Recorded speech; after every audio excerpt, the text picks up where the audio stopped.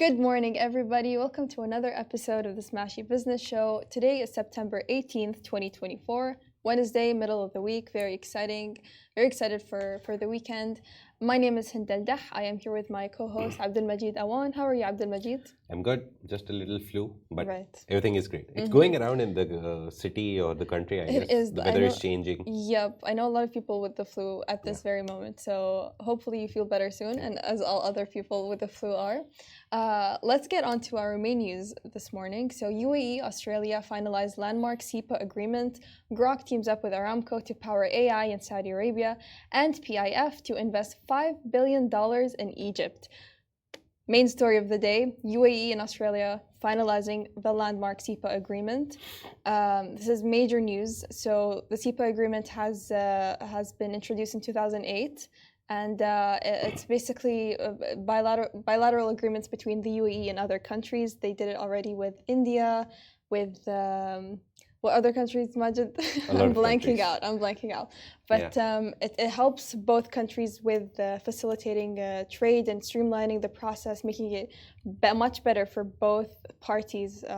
With trade, there's no huge fee to pay. There's not this long process. It's a great thing that's going on. Right now, UAE has signed a CEPA with India. That was the very first comprehensive economic partnership agreement that was signed. Then they signed it with Indonesia, Thank you. Turkey. I didn't remember as well, but I pulled up a list. They've done it with Cambodia. They've done it with Georgia. And Australia is important because it is one of the first countries from the developed world, obviously, and from outside of the region of the countries which are near to the UAE. Yeah. And it is one of the major countries after India. So, and this is the first time Australia has done a bilateral trade agreement with any country in the MENA region, in the Middle Eastern and North African region. So it's a very big news for UAE, and it's not like that they're not doing good. The trade numbers that we've seen between the UAE and Australia, they're already very big. Yeah, it doesn't mean that because of a CEPA agreement, so there's it's something already wrong. happening, No, but they've now, great. like, for example, they were doing 466 million, as far as I read. The Australian Trade Minister said that they're already doing 466 million. So they want to increase that number. That is why now with this agreement, there will be low tariffs, low taxes. They're actually trying to eliminate tariffs completely. Eliminating is impossible, but yeah, they reduce it so much that it becomes negligible. Yes. So it opens up the UAE market for American services and products. And then obviously UAE, since it's bilateral trade, so UAE will send its products to Australia for the Australian people. I'm guessing they'll send perfumes and gold. We did a report that the last foreign trade thing, the numbers that came from the UAE government, and also the FDI numbers, the foreign direct investment numbers. So we talked a lot about exports in that too. And perfumes are at the top of the list. So yeah, they were exporting perfumes, they're exporting minerals. Aluminium was on the list, I guess. So it's good that it's happening. UAE is very, very good example of how you create a business environment, first of all, in the country. And then you attract a lot of people from other continents, from other regions to come and invest in the UAE. Speaking of investments, recently Idris Elba, the very famous actor, had a deal or had a he was part of the launch campaign video basically. And Idris Elba, I am also a movie aficionado, so he was considered to be once the first black James Bond. James Bond is always British. That's the part that Idris Elba is doing, right? But he was touted to be the next James Bond. So that guy basically said that nothing is impossible, and he invites everyone in the video ad to bring their impossible idea, which they think in their country, in their region, or in the environment that they're in is impossible, to bring it to UAE, invest in the UAE projects, or just bring your idea and start working on it in the conducive environment that UAE gives you. So he's welcoming everyone in the launch video, but the video is part of the Invest in the Emirates initiative, which was started by the UAE government. They're targeting a lot of European countries and a lot of European people investors and a lot of millionaires who are moving here also to come and invest in the UAE and invest in the projects. People are coming People are here and already investing, coming. setting up their businesses, and, Yeah. and they see a lot of potential in many different areas in the UAE. So Yeah. whether that be in the hospitality sector, in the tech sector, AI. I mean, the UAE is trying to be a global leader in AI. So it makes sense that they want to bring in even more people to invest in the country. Yeah. So some numbers that we saw for the CEPA agreement were $2.3 billion of business was done between UAE and Australia. And mind you, this is non-oil trade. This is not oil trade. It doesn't involve oil. So $2.3 billion of trade happened between UAE and Australia in the first half of 2024. It's just a half year. So that's a big number. It's already happening. And that was a 10% increase from 2023, the first half of 2023. That's a big number. CEPA is set to increase Australian exports by 460 million, the number I was talking about annually, and open up new MENA markets for Australian businesses. And for the UAE, the agreement aligns with the goal of achieving 1.1 trillion in non-oil foreign trade by 2031. So this is UAE's target. Yeah, that's pretty close by now, 2031. Yeah. I've heard, D33, Dubai's economic agenda, Saudi Vision 2030. I hear words like Saudi Vision 2030, and it's weird because we're in 2024, almost the end of 2024, and those years are passing by pretty quickly, and they're really not only on their way to achieving their goals, but to actually even up that number, their set goal. So it's pretty cool to see. I mean, it makes me very excited to see where the countries in the UAE in the MENA region are headed to. The good thing is that one of the first CEPA agreements that UAE did with India, it's already reaping a lot of awards. They recently celebrated or will be celebrating the 2-year anniversary for the UAE-India CEPA. So that's a big benchmark that they've set with India. And on the basis of that, other countries are easy to woo in and say, oh, see, we did it with India, see, it's working, now you can come in. So it's a very good marketing strategy also, so that you do the very first agreement with a very big country, which is like the second largest in population, first largest in population now, not the second largest. And they're very big in trade. They're one of the highest grossing or fastest growing economies from the Asia region and across the globe. They did it with them. So the very first example they set was very big. Yeah. And now when they're going to other countries, the other countries are like, why not? Yeah, and they've seen how both countries reap the benefits of this agreement. And so they're like, it's good. Australians, our perfumes are coming. Enjoy the perfumes and everything else that we'll send you. And we hopefully expect your stuff to come here soon, and we'll consume it. Yeah, let's move on to our second story of the day. So Groq Inc. Is teaming up with Aramco Digital to power AI in Saudi Arabia. Groq Inc. is an American artificial intelligence company that builds AI accelerator application-specific integrated circuit, or in other words, just AI chips, chips used in AI models. And they're planning to build a giant data center in Saudi Arabia, which will feature 19,000 language processing units, and this will they'll aim to support AI systems across, not only in Saudi Arabia but across the Middle East, North Africa, and the entirety of Africa, and India as well. Okay. And Aramco will fund this project, which is estimated to cost in the range of 9 figures, with plans to expand the center's capacity to 200,000 language units. That's good. Again, it's a big thing that happened. It happened at the GAIN Summit, which recently concluded in Saudi Arabia. And they announced the partnership and they announced the numbers now. Groq, what I've seen, what I've read about it, it's an AI chip startup. So it helps you create chips which can support AI systems. So right now the capacity is 19,000 languages. Soon it will go up to 200,000, which is the plan, which will make it the world's largest AI inferencing system. So Saudi Arabia, again, is diversifying its economy away from oil. They're investing in anything and everything that they think can reap benefits. So they're diversifying their economy, and AI is one of the biggest things that is happening in the world right now. If you're not aware of it, this is the new tech revolution that AI has brought since the launch of ChatGPT, which is considered the biggest product coming out of AI, and they have developed it over the years. 3, 4 new versions are out. There's one more in line. They're calling it Strawberry. So it will have some new idea. So because of that, everything is changing. Nvidia's share went up because they're one of the biggest creators of chips in the industry right now, and their chips supported the ChatGPT boom. So that all this is happening, and Saudi Arabia is becoming a part of it by partnering with Groq. Groq's data centers will also leverage Saudi Arabia's low energy costs. So if you don't know, every data center, every place where you have big machines, they consume a lot of energy. Yep. And if the energy cost in your country where the data centers are set up is high, it becomes a very big cost.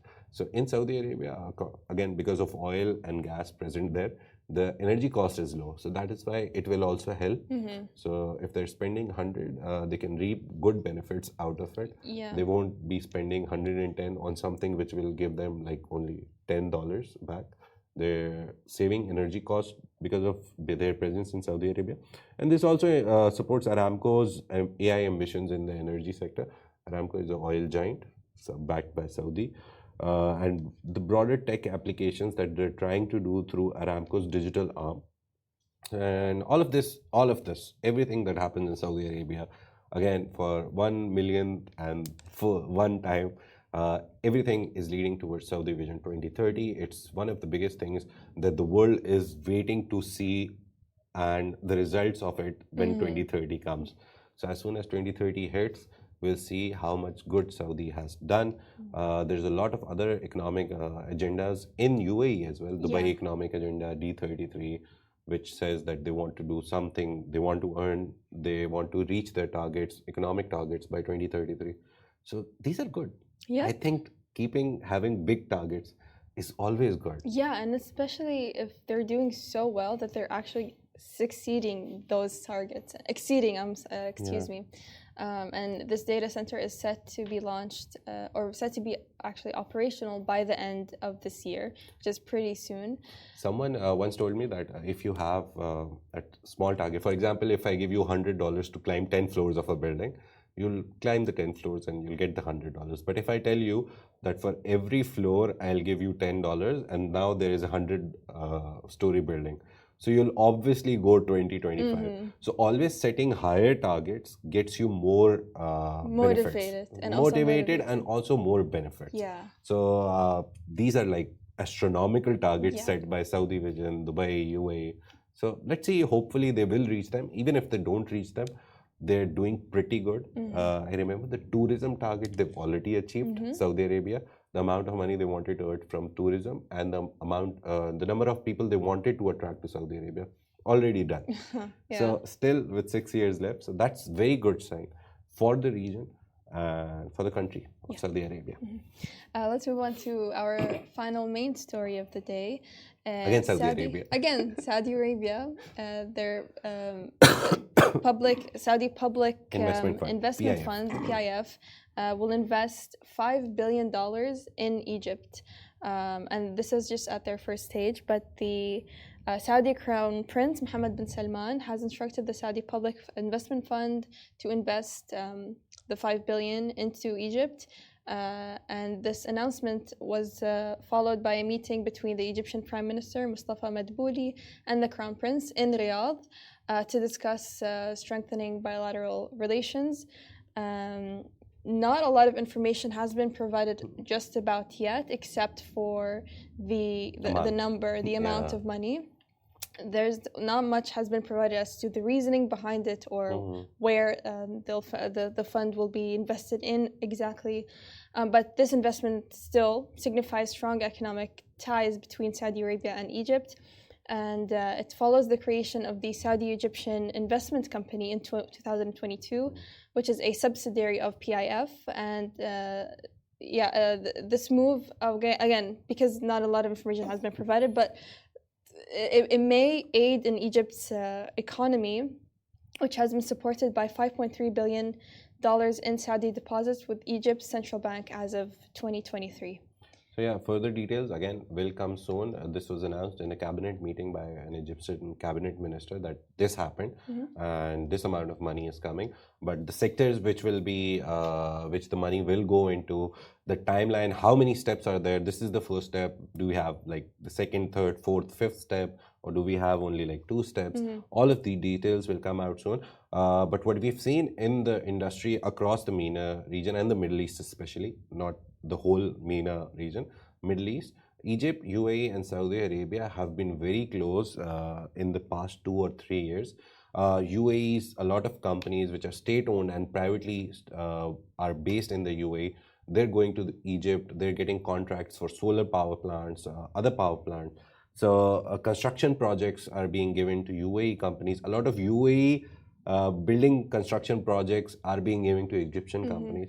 So it's good that one country growing is taking the whole region with it. It's not just that UAE is on its own. Yeah, is on its own, and Saudi is on its own. Egypt, everyone is working around the clock and with each other to support each other to make the region stronger. Not only the country or the city.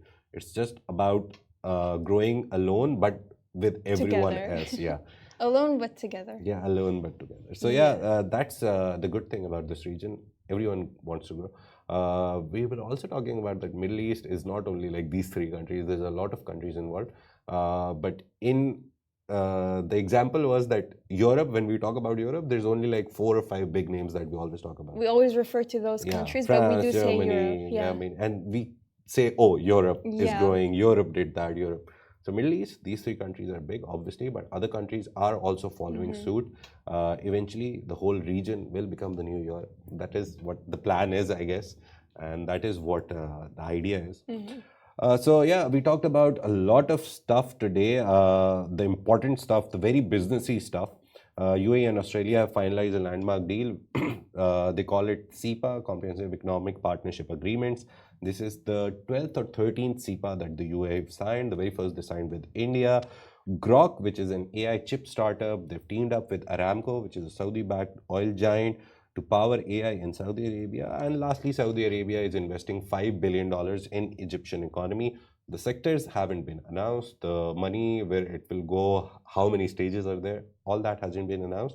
Just the number that they're investing $5 billion has been announced. Well, make sure you tuned in to the show every morning, because more news will come out and we will most probably talk about it on the show. Yeah, so yeah, show is important, our newsletter is important. Some small news that I would just like to read it out for you, because again, we don't want to take a lot of time.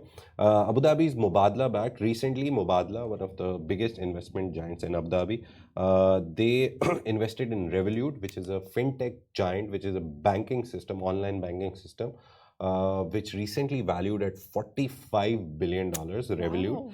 That is planned to go to India now. Their plan of expansion in the UAE is already in line. They've applied for licenses, and their next plan is to go to India in 2025. It's always good to expand to India, especially because of the high population. Yeah. I mean, it's a smart move. India has 1.234. I don't even remember the number now. It's growing astronomically, their population, and with that comes a lot of interest from big companies, because it's a very ripe ground. It's not a very developed country, like a lot. So there's a lot of space for a lot of products. We recently talked about Carrefour going to India. They did go to India for 4 years, but they came back. But now they're also going to India with Al Shaya Group, which is a Dubai-based apparel group. So Revolut is going to India, and Mubadala, which has invested in Revolut, so eventually that will happen. Idris Elba, we talked about. His Highness Sheikh Hamdan, Crown Prince of Dubai, he met CNN CEO, and he said that Dubai is a global media hub shaping the media industry's future. That thing happened. And lastly, Dubai has also published their security policy for AI. It basically came on the idea that a lot of people are scared of AI. So they have published a security policy to make you understand that it's not dangerous. AI will make your life easier. Maybe it will like eat up some jobs, but it's not dangerous in terms of there's not going to be a Terminator movie soon Right. in the real world. Yeah, there's So, yeah. always that irrational fear of AI Yeah, that taking over. robots will take over the world. But they've put out a security policy. Go read it. You'll love it. It has a lot of solid logical points. So all this happened.